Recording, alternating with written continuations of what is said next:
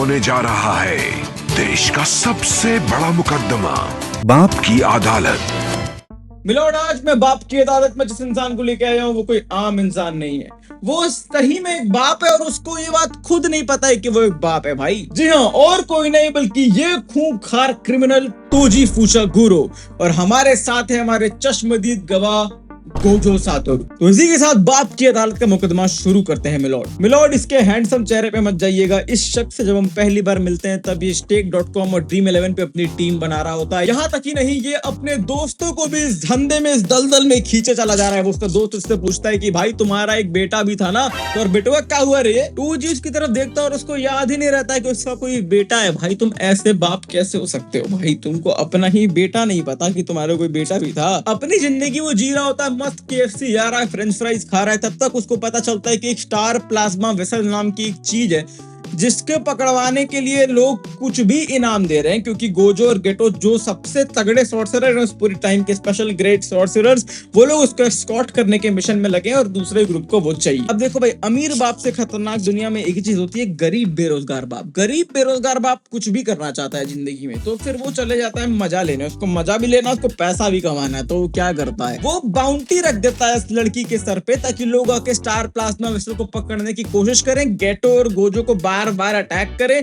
उन लोग को थका दें इस हद तक कि इसके लिए काम थोड़ा आसान हो जाए। अगर अब तुम लोग को लग रहा है कि ये चीटिंग है, तो भाई मैं तुमको बता दूं ये कोई चीटिंग नहीं है भाई। गोजो को हराने का यही तरीका है। गोजो साला है ही ऐसा भाई, उसकी पावर ही ऐसी है भाई, तुम उसको छू ही नहीं सकते हो बिना ये सब किए। तो भाई ये स्ट्रैटेजी है, ये कोई चीटिंग वीटिंग नहीं है भाई टोजी की तरफ से। और उसके साथ गेटो भी है भाई। तुम लोग हलवा हलवा लिए हो क्या भाई? क्यों ना करे भाई टोजी ऐसा। और टोजी को ये सब बात पता होती है भाई, क्योंकि वो बचपन में एक बार मिला रहता है गोजो से। उसको पता है कि ये जनरेशन में एक बंदा है जो उसकी स्नीक 100 एबिलिटी को डिटेक्ट कर पाया है, क्योंकि भाई टोजी के पास तो कोई कर्ज एनर्जी नहीं है। उसके बावजूद गोजो कैसे देख लेता है, उसकी पावर है एक्सरसाइज करके इसलिए देख लेता है। लेकिन टोजी दिमाग लगाए रहता है इस बार, समझे? क्योंकि कहते हैं ना, with great power comes great over confidence. और यही होता है। गोजो और गेटो उसको एस्कॉर्ट करके जब सबको मार वार के जितने लोग आते हैं पहुंचते हैं अपने डोजो पे, और उनका मिशन ऑलमोस्ट कंप्लीट हो चुका रहता है। पर किसी को रियलाइज नहीं होता है कि गोजो की आंखें अभी तक बहुत थक चुकी हैं। लेकिन टोजी इस बात का फायदा उठाता है। टोजी वहां पहुंच जाता है गोजो को मारने।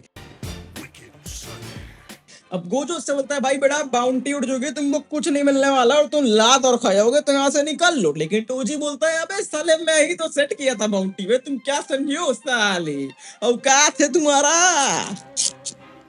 ऐसे बोलता है। वो अटैक करने जाता है गोजो को और गोजो बोलता है पर मामला कहीं खत्म हो जाता। तो टोजी पे केस ही क्यों चल रहा होता भाई? टोजी सोनिक का बाप है, वैसे इसे पेड़ पे कूदते हुए आता है, इसके चारों तरफ इतने सारे बग्स भेज देता है जो कि छोटे छोटी कर्स स्पिरिट्स हैं। और गोजो को लगता है भाई ये क्या हो रहा है भाई। गेटो भी अटैक करने की कोशिश करता है, लेकिन टोजी सब बच के आता है।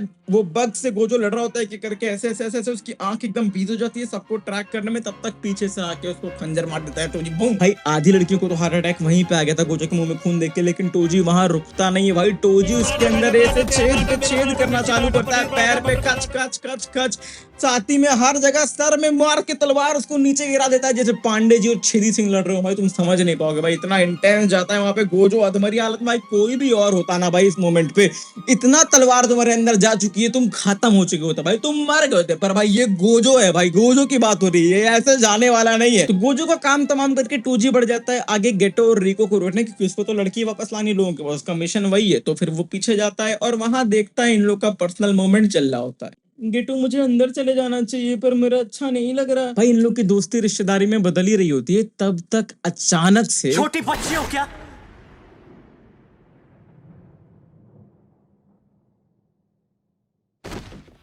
टोजी आ जाता है, बोलता है भाई तुम लोग गलत लॉबी में आ गए हो साले। और गेटो इतना गुस्से में रहता है, उसको लगता है भाई मुझे अभी इतना बढ़िया सीन चल रहा था मेरा, तुम बीच में आ गए। गेटो गुस्से में उस पर अटैक करता है काइडो से, काइडो जैसा कुछ तो ड्रैगन दिख रहा होता है। बोलता है साले काइडो बन के अटैक करोगे, अभी बताता हूँ। वो बच बच के जा रहा होता है और गेटो को काट देता है भाई। बोलता है लोग काइडो पर अटैक करोगे, वन पीस के फैन लो लूफी बोलो, तो लूफी वाला काट देता है भाई उसको और भाग के मार मार के खत्म कर देता है भाई गेटो को। इतना बुरी हालत में ले आता है वो गेटो को अकेले भाई, दो सबसे बड़े लोगों को भाई मरने की हालत पे ले आया है ये बंदा पूरे यूनिवर्स के, तुम समझ रहे हो। और वो गेटो इतना पे रुकता नहीं है भाई, वो गेटो की लाश के पास जाके उसको लात मारता है भाई कि ले साले ले, मुंह दिया तेरी पावर पे। ये है टोजी भाई।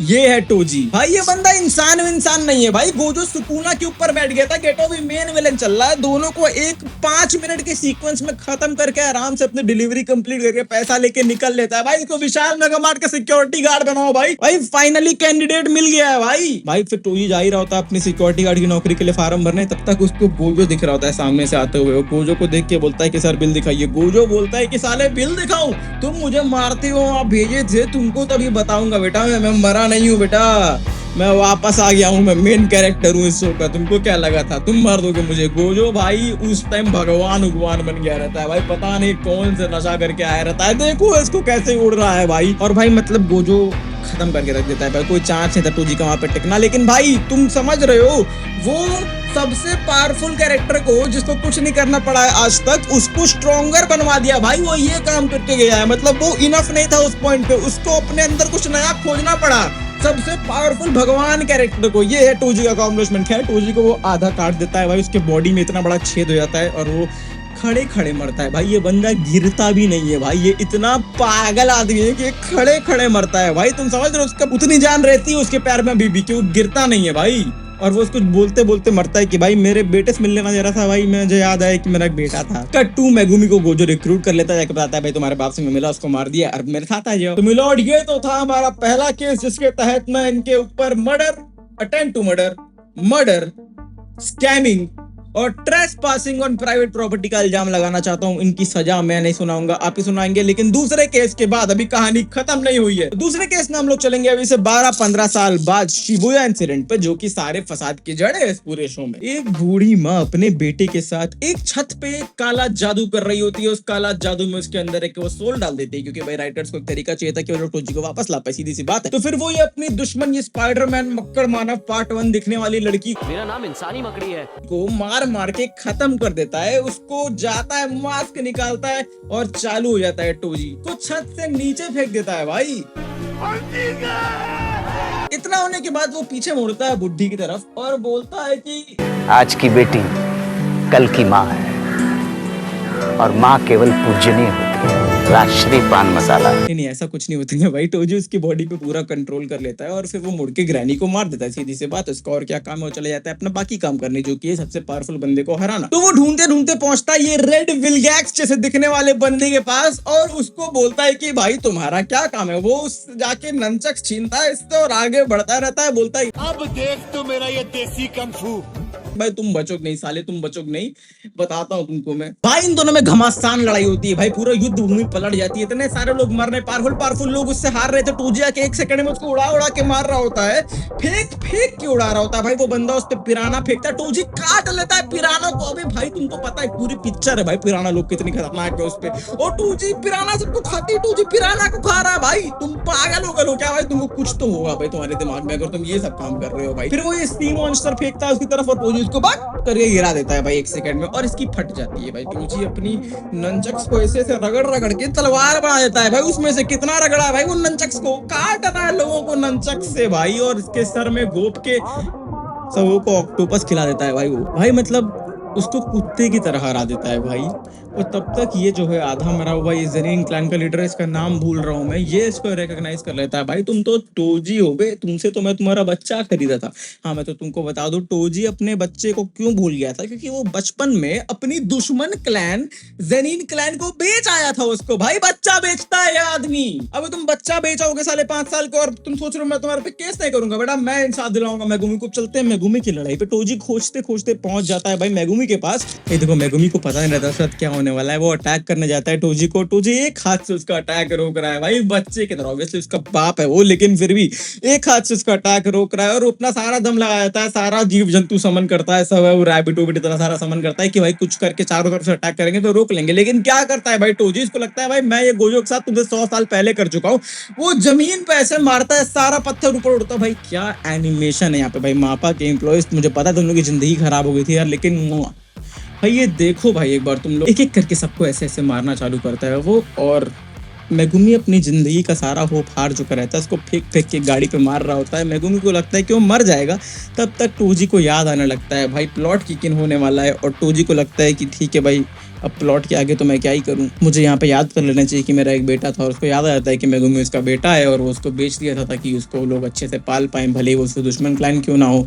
और ऐसा वैसा भाई उसको अच्छा दिखाने की कोशिश कर रहे हैं, ऐसा कुछ नहीं है भाई, लड़का बेच के भूल गया था वो, समझे कि नहीं। तो बेसिकली सोचता है कि अबे भाई इसको कौन पालेगा जिंदगी भर, मैं अपने सर में गोली मार लेता हूँ। अपने सर में वो मार लेता है नंचक्स और मर जाता है भाई। फूजी का शो में वही खात्मा जरूर हो जाता है भाई, पर आज इसको ये सारे गुनाहों की सजा जरूर मिलेगी। और जज साहब मैं आपसे जानना चाहूंगा कि आप इसको क्या सजा देंगे। एज जज मैं तो बस यही कहना चाहूंगा कि टोजी खाली मेगुमी का ही नहीं बल्कि सबका बाप है और इसको सबका बाप की टेबल पे जगह दी जाती है। सबसे ऊपर भाई जमीन पे नहीं बैठेगा, ये बच्चा बेचने वालों से कसरत कराएंगे भाई, इसको सीलिंग से लटकाओ भाई, लेकिन सबका बाप की टेबल पे ही जरूर जाएगा क्योंकि ये डिजर्व करता है भाई। और इसी के साथ हमारी कार्रवाई खत्म होती है, वीडियो भी खत्म होता है। और तुम मुझे बताओ कि और कौन कौन डिजर्व करता है इस टेबल पे होना, और किसी का वीडियो तुमको देखना है कि इस टेबल पे को कैसे आया, तो फिर जाके तुम यहाँ पे देख सकते हो, कोई ना कोई वीडियो फ्लोट कर रहा होगा, यहाँ पे तुम क्लिक कर दोगे तो आ जाएगा।